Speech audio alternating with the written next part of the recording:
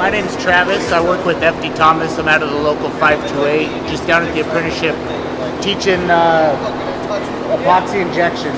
So what you see here is we surface seal and install these ports, and then we seal the crack up so that we can go in and inject epoxy into these ports and get continuity between them so that we don't build up a crack.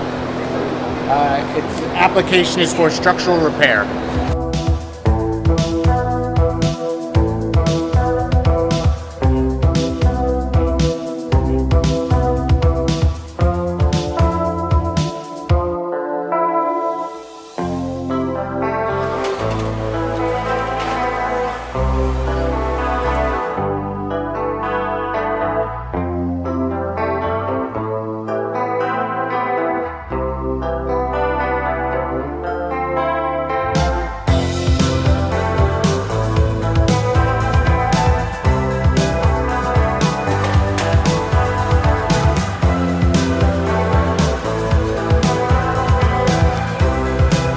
Hi, I'm Juliet Haynes.